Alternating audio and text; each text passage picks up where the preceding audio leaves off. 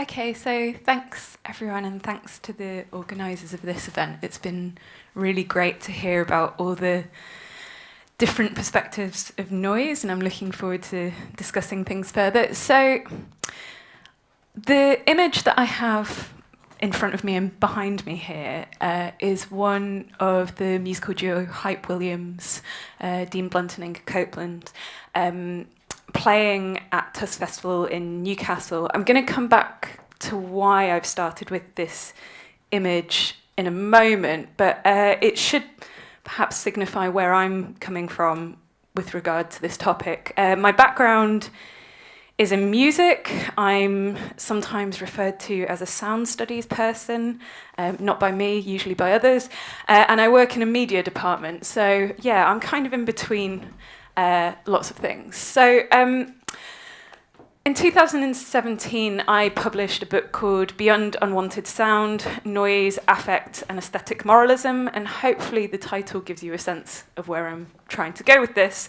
which is Beyond Unwanted Sound. So in this book, I propose that we can think of noise in terms of affect. So this is, instead of thinking of noise as a sonic object, so a type of sound or a particular measurable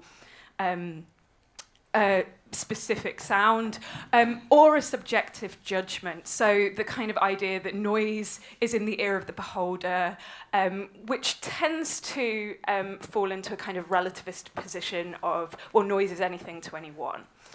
So rather than kind of define noise as an object or a subjective judgment, I sought to understand noise as a relation that does something.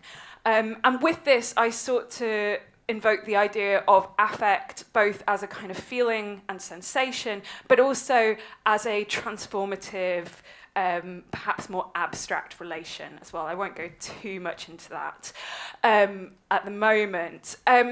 Now, with this, I wasn't aspiring to create a universal definition of noise. I wasn't trying to solve the problem of noise universally. There were specific reasons why I was taking this working definition of noise, which I'll come on to in a second. So just to be clear, this is not me being like, I've fixed it. This is the definition of noise. But with this, I understood noise as something that is both necessary, so it's symptomatic of an occurrence within a medium, a milieu, and materiality, and transformative. So noise is something that does something, it's transformative. And my definition from noise was partly stemming from this fairly famous diagram, which is Claude Shannon's general model of communication. And noise, despite often being overlooked in this diagram, is featured very centrally. In fact, the central position of noise in this diagram, I think, is something of a misnomer, because actually noise is there the moment there is an information source that is translated or is occurring materially. Because for Shannon, noise is a quality of the medium. It's a quality of mediation. So in Shannon's diagram, you'll see that what's being referred to here is not noise, but a noise source. And noise is this relationship between noise source and the signal. So what noise source is referring to here is the material means of communication.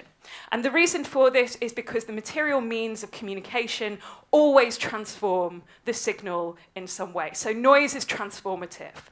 Now for Shannon, noise was a necessary evil. And the reason for this was he was working in the context of Bell Labs, and the kind of capitalist and economic motivations of that project are prevalent in his writings about noise. So for him, efficiency of communication was the thing that was most important, and that was partly due to the economic imperatives that were kind of informing his work.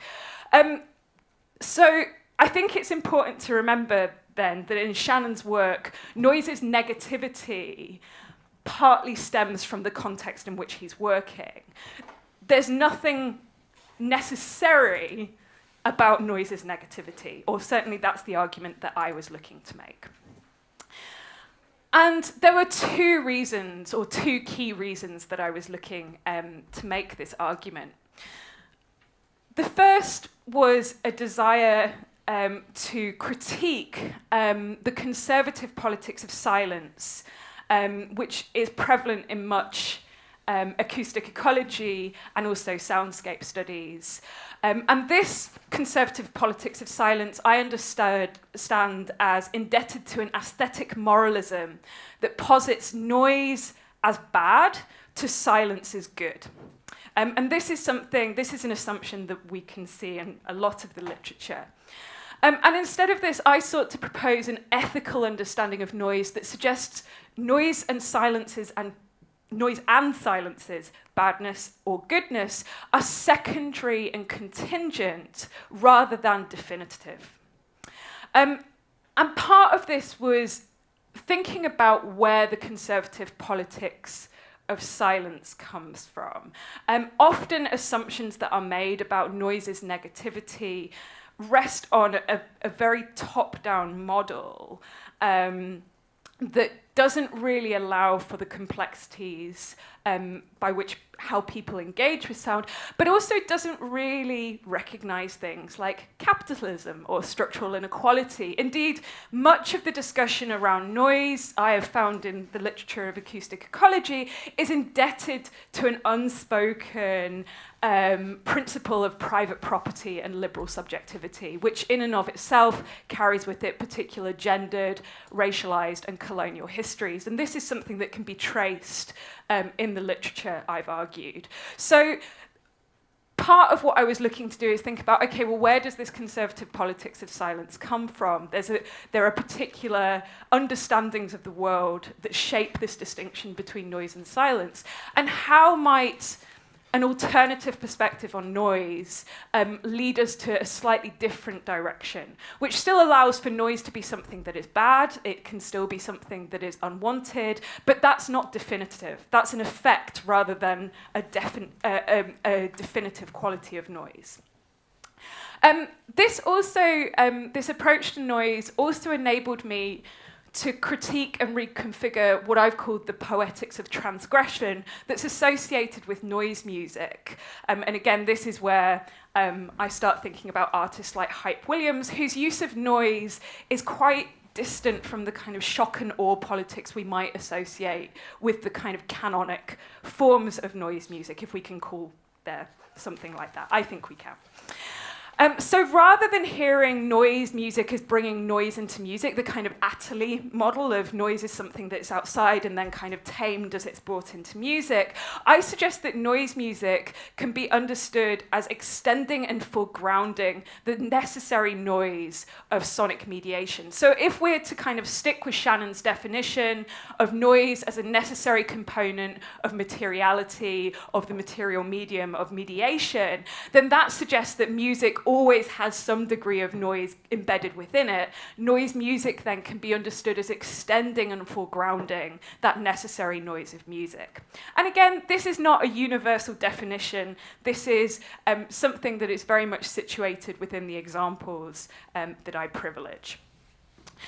So, what are some of the challenges here? Well, noise is a noisy concept. It can be difficult to maintain a consistent definition while addressing its different manifestations and cultural resonances. And indeed, that was something that kind of motivated my project around noise. How can you have a working definition of noise that allows for contextual variability, for affective variability, while also maintaining a consistency of definition?